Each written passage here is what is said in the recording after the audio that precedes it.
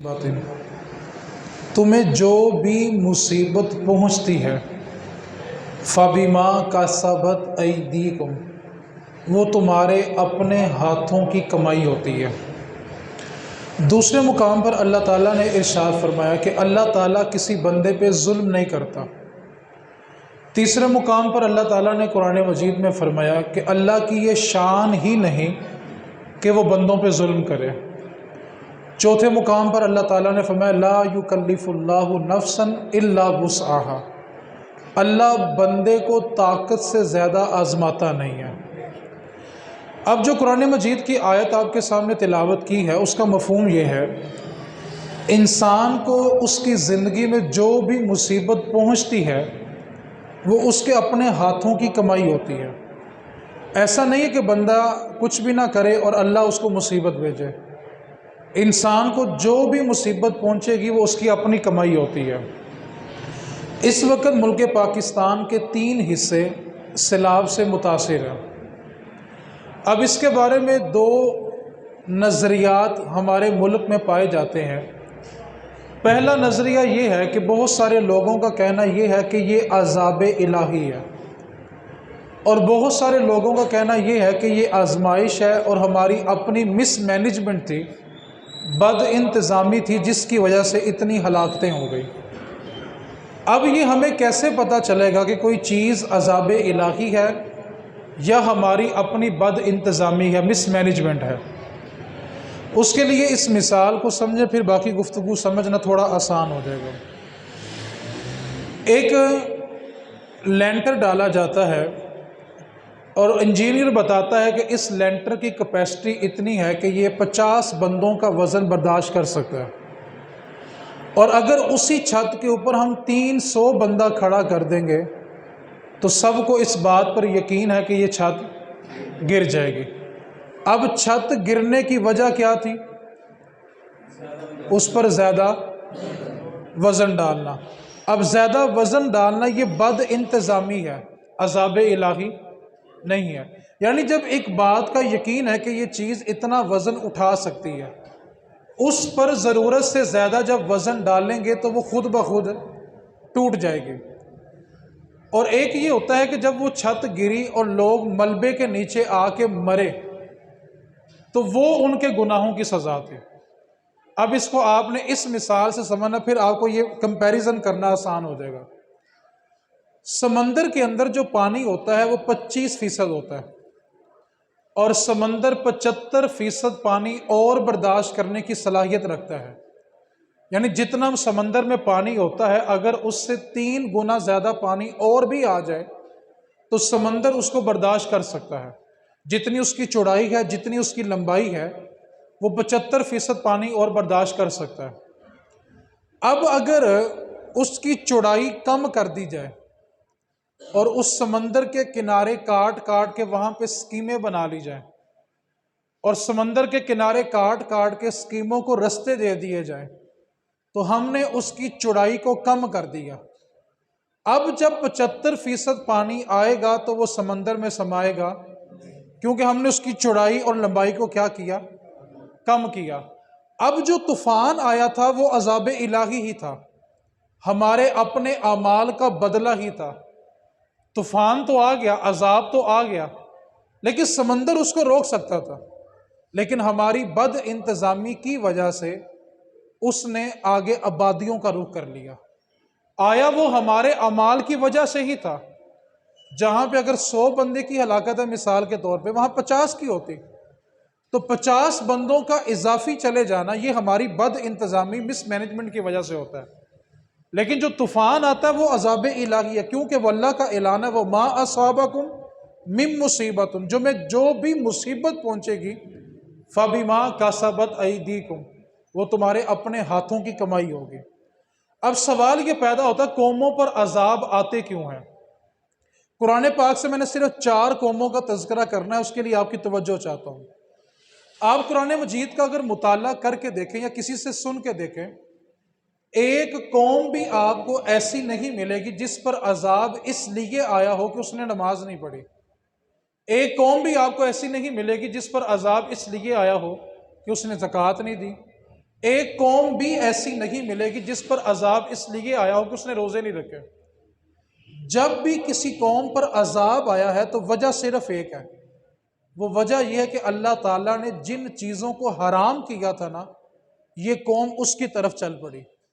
نماز، روزہ، حج، زکوٰۃ پہ کبھی عذاب نہیں آئے، پوری پوری قوم اگر نہ پڑھے نماز عذاب نہیں آیا، لیکن جب اللہ کی حرام کردہ چیزوں کی حد توڑ دی تو پھر اللہ تعالیٰ نے اپنے عذاب بھیجے۔ جیسے پہلی قوم عاد ہے، جو ہود علیہ السلام کی قوم ہے، انہوں نے اللہ کی حرام کردہ چیزوں پہ جب حد کراس کر لی تو اللہ تعالیٰ نے ان کے اوپر آندھی کا، تیز ہواؤں کا عذاب بھیجا تھا، اور وہ ہوائیں اتنی تیز تھی کہ ان کے وزنی وزنی جانور ہوا میں ایسے اڑتے تھے جیسے چھوٹے چھوٹے پرندے ہوں۔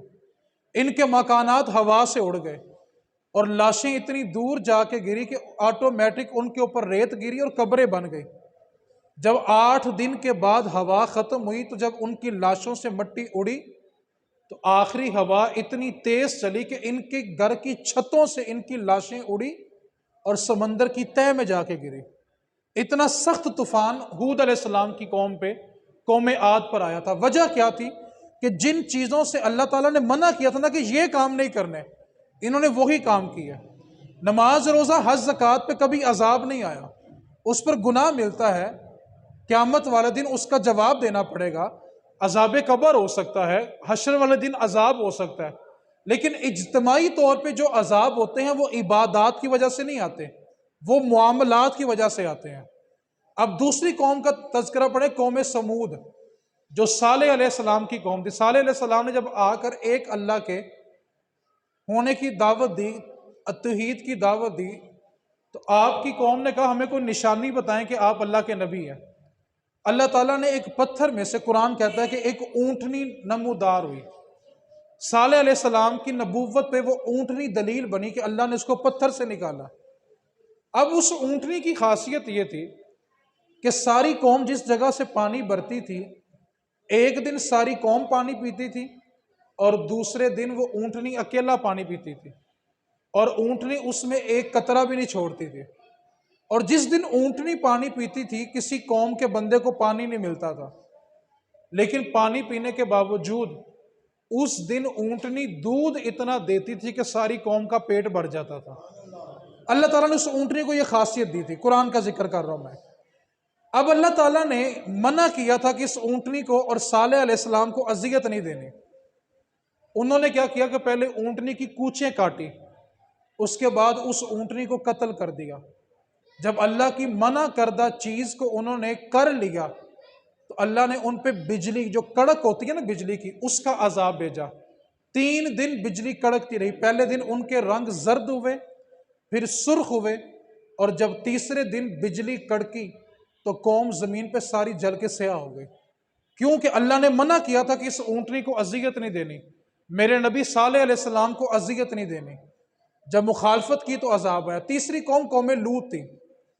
اس قوم میں ہم جنس پرستی تھی، یعنی مرد مرد کے ساتھ بدفعلی کرتے تھے، اور اس قوم کی حالت یہ تھی کہ اللہ تعالیٰ نے 2 فرشتوں کو انسانی شکل میں زمین پہ بھیجا، جن کو ہاروت اور ماروت کہتے ہیں۔ سورہ بقرہ میں اس کا ذکر ہے، ہاروتا و ماروتا۔ یہ دونوں فرشتے انسانی شکل میں زمین پر آئے اور حسین و جمیل نوجوان تھے، تو لوط علیہ السلام کی قوم ان کے پیچھے بھاگی کہ ان نوجوانوں کو پکڑے اور ان سے بدفعلی کرے۔ وہ دونوں فرشتے لوط علیہ السلام کے گھر میں داخل ہوئے۔ لوط علیہ السلام نے اپنی قوم کو منع کیا کہ ان نوجوانوں کو اذیت نہ دو، لیکن قوم اتنی نافرمان تھی کہ لوط علیہ السلام کے گھر کا دروازہ توڑ دیا، اور جب گھر میں داخل ہونے لگے تو جبریل نازل ہوئے اور آ کر اپنا ایک پر مارا اور ساری قوم کو ہلاک کر دیا۔ اب اللہ رب العزت نے مرد کے ساتھ بدفعلی کو حرام کیا ہے، اس قوم نے اس چیز کو حلال سمجھ لیا، اللہ نے ساری قوم کو تباہ کر دیا۔ اور میرے رسول کریم صلی اللہ علیہ وسلم کا فرمان ہے کہ جب ہم جنس پرستی ہو تو فاعل اور مفعول دونوں کو قتل کر دیا جائے، بدکاری کرنے والے کو اور جس سے کی جا رہی ہے، اگر وہ رضامند ہے دونوں کو قتل کیا جائے۔ اور مولا علی شیر خدا رضی اللہ تعالیٰ نے فتویٰ لکھ کر دیا تھا کہ اس کو زندہ جلایا جائے، فاعل اور مفعول دونوں کو، اور چوک میں عبرت کا نشان بنا کے لٹکا دیا جائے۔ اور ابن عباس رضی اللہ تعالی جو حضور کے چچا کے بیٹے ہیں، انہوں نے یہ فتویٰ لکھ کے دیا تھا کہ اس شہر میں جو سب سے اونچی عمارت ہے وہاں سے اس بندے کو سر کے بل زمین پہ پھینکا جائے، کہ سر اس کا زمین پہ لگے اور اوپر سے پتھر مار مار کے اس کا چہرہ بگاڑ دو جو ہم جنس پرستی کرتا ہے۔ قرآن مجید کے اندر مرد اگر عورت سے بدکاری کرے اس کی سزا موجود ہے، مرد مرد سے بدکاری کرے اس کی سزا نہیں ہے۔ عورت سے بدکاری کرے تو غیر شادی شدہ تو دونوں کو 100 کوڑے ماری جائیں، اور شادی شدہ ہیں تو ان کو رجم کیا جائے، پتھر مار مار کے ہلاک کر دیا جائے۔ اب یہاں پہ کچھ لوگوں کا یہ بھی اعتراض ہوتا ہے کہ دیکھیں جی دین اتنا سخت نہیں ہے تو پھر اتنی سخت سزائیں کیوں ہیں؟ آپ مجھے ایک بات بتائیں، 100 کوڑے کھانا یہ آسان ہے کہ وہ آگ جس کو 3000 سال جلایا گیا ہے؟ میرے نبی پاک میں جہنم کی آگ پہلے 1000 سال جلی تو زرد ہو گئی، پھر 1000 سال جلی تو سرخ ہو گئی، پھر 3000 سال جب مکمل ہوئے تو جہنم کی آگ اتنی سیاہ ہے، اتنا اندھیرا کہ کچھ نظر نہیں آتا، اور جب جہنم میں انسان پھینکا جائے گا تو اس کی تہہ میں انسان نہیں پہنچے گا، صرف اس کی پیپ پہنچے گی۔ آپ تصور کریں، میرے رسول کریم نے فرمایا جہنم 7 زمینوں کے نیچے ہے، اور جہنم کی آگ کی تپش کا عالم یہ ہے کہ میرے نبی پاک صلی اللہ علیہ وسلم نے فرمایا کہ اگر جہنم کے کسی کنارے پہ ایک سوئی لے کے، سوئی کا نکا کتنا باریک ہوتا ہے، 7 زمینوں کے نیچے جو جہنم ہے اس میں سوئی کے نکے کے ساتھ ایک چھوٹا سا سوراخ کر دیا جائے تو 7ویں زمین کے اوپر جتنی مخلوقات ہیں جل کے راکھ ہو جائیں گے۔ یہ جہنم کی آگ کا تپش کا عالم ہے، اور میرے نبی پاک نے فرمایا جب جہنمی پیاس سے تڑپ اٹھیں گے نا اور پانی مانگیں گے تو اتنا کھولتا ہوا پانی دیا جائے گا کہ پانی کا پیالہ بھی 1 ہاتھ دور ہوگا، اور پانی اتنا ابلتا ہوگا کہ چہرے کی ساری کھال اتر کے اس کے اندر گر جائے گی۔ اب آپ مجھے بتائیں 100 کوڑے کھانا یہ دین آسان ہے کہ جہنم کی آگ میں جلنا یہ آسان ہے؟ تو دین نے جو بھی سزا رکھی ہے اس کا مطلب بھلا کیا ہوتا ہے کہ بندہ دنیا سے پاک ہو کے جاتا ہے۔ رسول کریم کی بارگاہ میں خاتون آئی، عرض کیا کہ مجھ سے بدکاری ہو گئی ہے اور میرے پیٹ میں اس کی نشانی بچہ موجود ہے۔ میرے نبی پاک نے فرمایا جب تم اس بچے کو جنم دے دو پھر آنا۔ عورت چلی گئی۔ اب وہ ایمان والے لوگ تھے نا، جب بچے کو جنم دیا بچے کو لے کے پھر حضور کی بارگاہ میں آ گئی، عرض کیا کہ آپ نے فیصلہ کیا تھا کہ اس بچے کو لے کے آنا جب بچہ ہو جائے۔ میرے نبی پاک نے کہا اگر تمہیں میں سزا دوں تو بچے کی پرورش کون کرے گا؟ لہذا تم جاؤ اس کو 2 سال جو حکم ہے دودھ پلانے کا 2 سال دودھ پلاؤ پھر آنا۔ عورت 2 سال کے بعد دودھ پلا کر پھر آئی۔ جب آ گئی تو میرے نبی پاک نے صحابہ کو حکم دیا جا کر اس کو رجم کر دو، کوڑے مار مار کے، پتھر مار مار کے سنگسار کر دو، سنگسار کرو۔ وہ ہلاک ہو گئی، اور جب وہ عورت ہلاک ہوگی تو صحابہ نے کچھ آپس میں باتیں کی کہ کتنی عورت بے وقوف تھی، ایک بار نبی پاک نے چھوڑا پھر آ گئی، دوسری بار چھوڑا پھر آ گئی۔ نبی پاک نے جب یہ باتیں سنی تو نبی پاک کا چہرہ مبارک سرخ ہو گیا، خون ابھرنے لگا۔ فرمایا خبردار صحابہ، اس عورت کے بارے میں بات نہ کرو، اس کو سنگسار کر کے سزا دی ہے نا، اس نے ایسی توبہ کی ہے اگر اس کی توبہ سارے مدینے والوں پہ تقسیم کر دی جائے تو بندے کم پڑ جائیں گے، اس کی توبہ پھر بھی زیادہ ہوگی۔ وہ اس طرح گناہوں سے پاک ہو کے دنیا سے گئی ہے۔ تو اسلام نے جو بھی سزا مقرر کی ہے وہ بندے کی بھلائی کے لیے، وہ دنیا سے پاک ہو کے جائے۔ آپ تصور کریں کوئی بندہ عذاب قبر برداشت کر سکتا ہے؟ جہنم کا عذاب برداشت کر سکتا ہے؟ تو اسلام نے جو بھی حکم دیا وہ بندے کی بھلائی کے لیے دیا۔ تو لوط علیہ السلام کی قوم کا جو جرم تھا وہ ہم جنس پرستی تھی، مرد مرد کے ساتھ بدفعلی کرتا تھا، تو اللہ نے ساری قوم کو ہلاک کر دیا۔ چوتھی قوم اور آخری قوم کا تذکرہ، قوم نوح۔ نوح علیہ السلام کی قوم نے نوح علیہ السلام کی بات نہیں مانی، جس چیز سے منع کرتے تھے وہی کام کرتے تھے۔ نوح علیہ السلام نے 950 سال تبلیغ کی ہے، اور آپ جانتے ہیں 950 سال تبلیغ کرنے کے بعد صرف اور صرف 80 لوگوں نے آپ کا کلمہ پڑھا تھا۔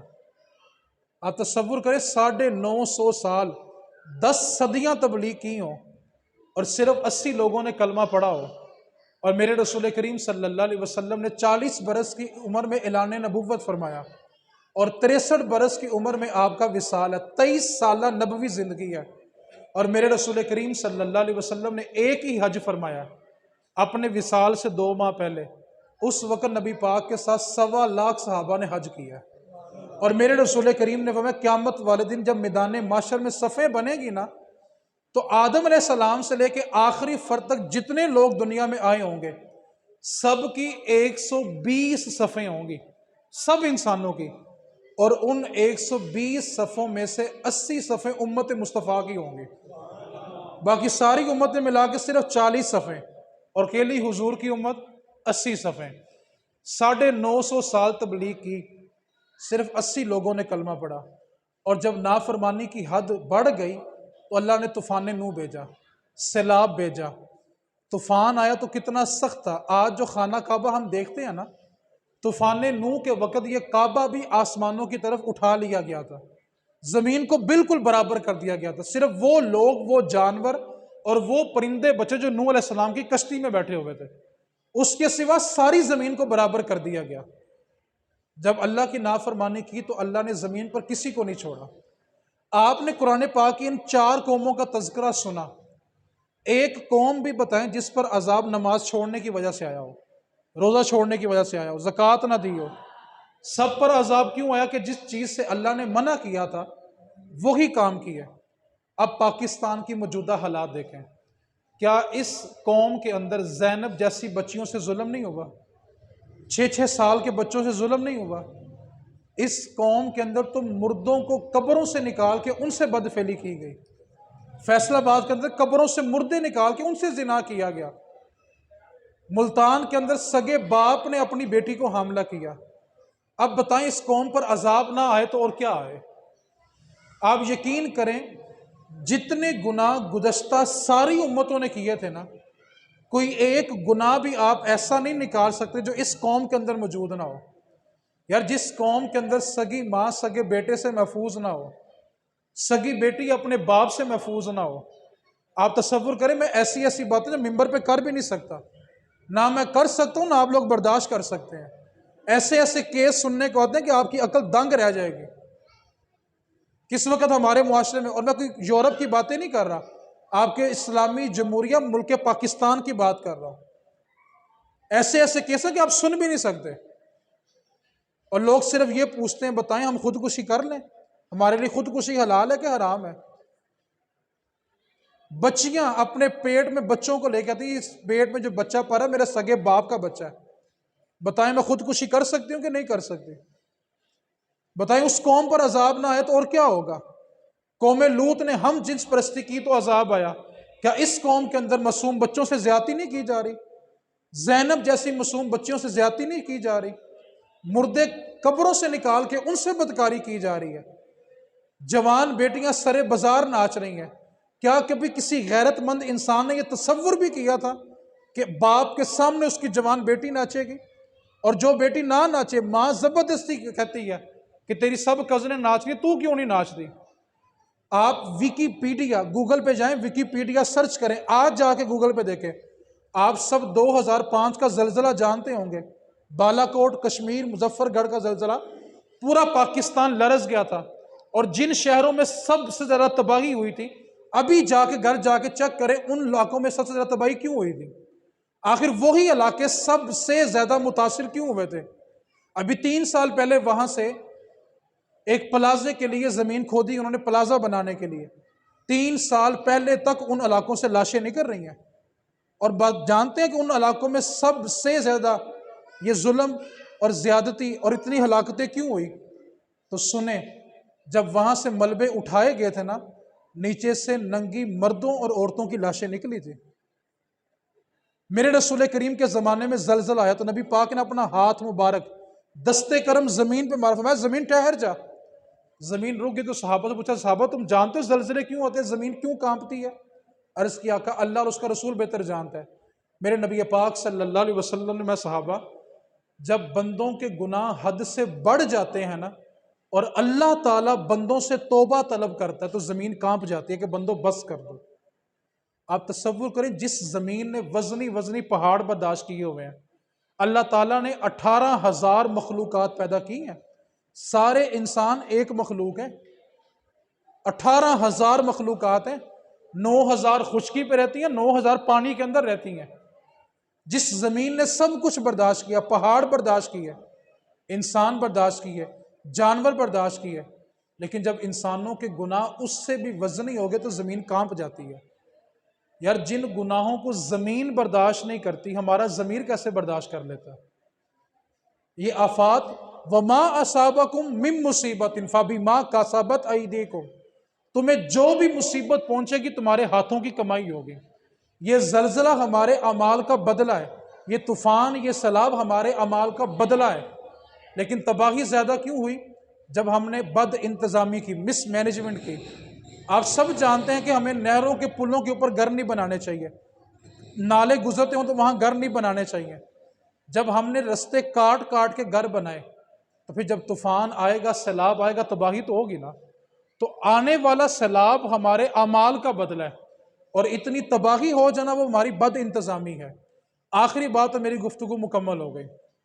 اب یہ آفت آ گئی، نبی پاک صلی اللہ علیہ وسلم کا فرمان ہے کہ سب مسلمان ایک جسم کی مانند ہے۔ جسم کے کسی ایک حصے میں درد ہو تو سارا جسم تکلیف میں ہوتا ہے۔ آپ جانتے ہیں اس وقت 3,40,000 سے زیادہ لوگ بغیر چھت کے رہ رہے ہیں۔ 3 کروڑ سے زیادہ لوگ بے گھر ہو گئے ہیں۔ 10 لاکھ ایکڑ زمین جو زرعی زمین تھی وہ متاثر ہو چکی ہے۔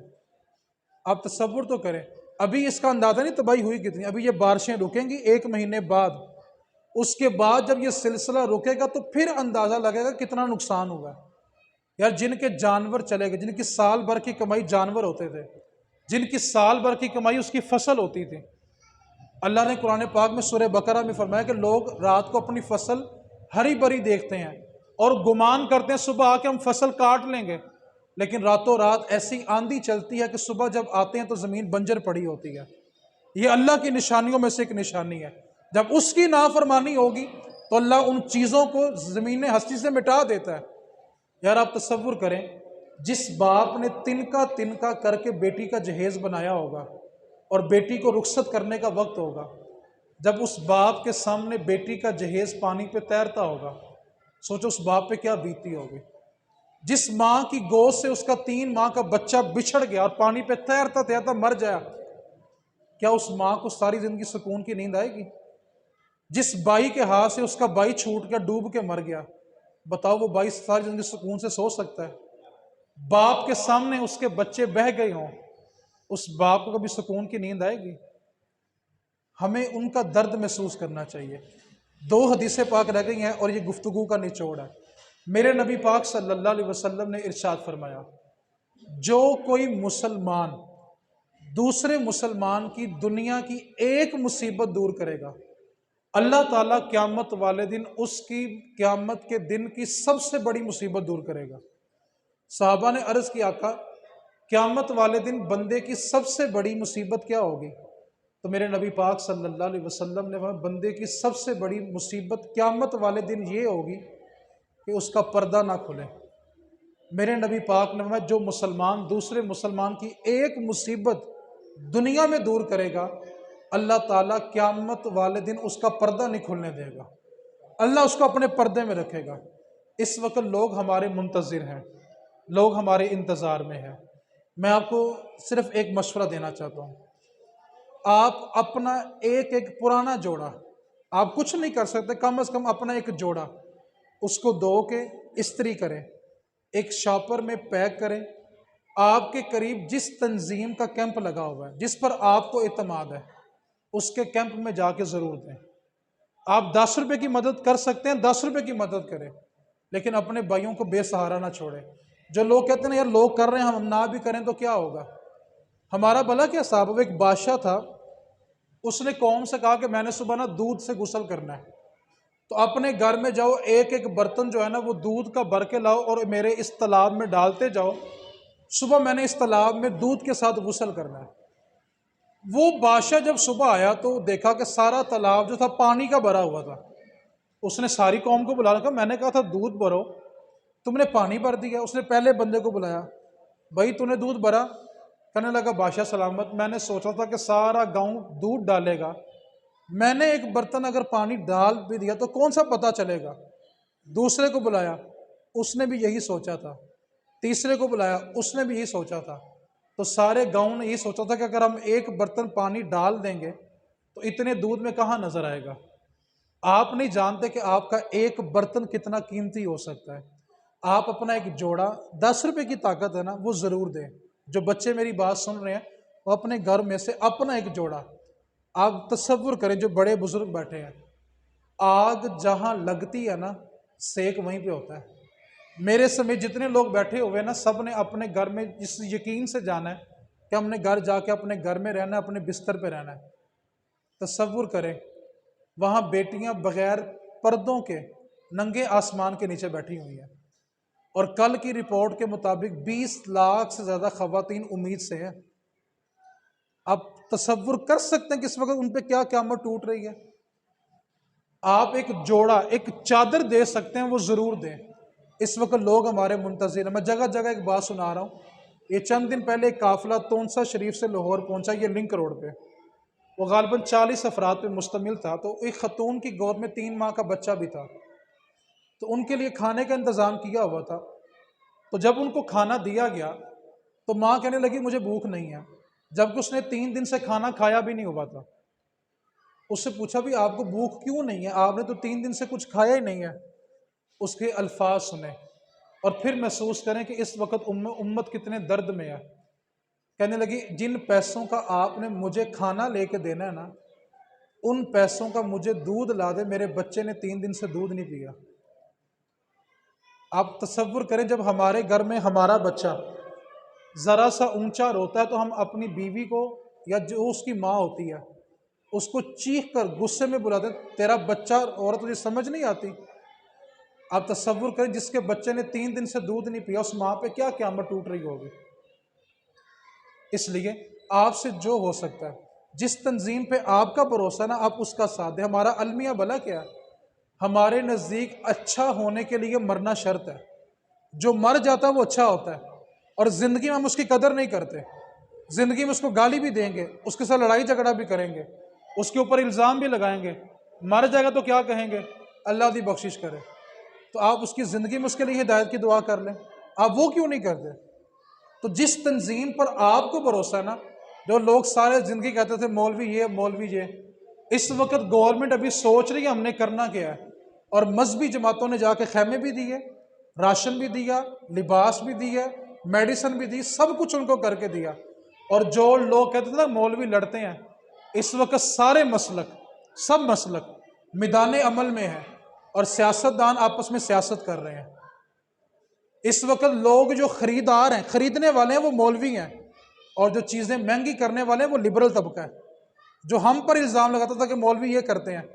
اور جو لوگ کہتے تھے کہ یہ دیکھیں جی مولوی چندے پہ چلتے ہیں، مسجدیں چندے پہ چلتی ہیں، مدرسے چندے پہ چلتی ہیں، اللہ کا انتظام اور اللہ کا انتقام دیکھو، اس وقت پورا پاکستان چندے پہ چل رہا ہے۔ اللہ کی لاٹھی بڑی بے آواز ہوتی ہے۔ مذہبی جماعتیں سب ایک ہو گئی ہیں اور سیاستدان سیاست کر رہے ہیں۔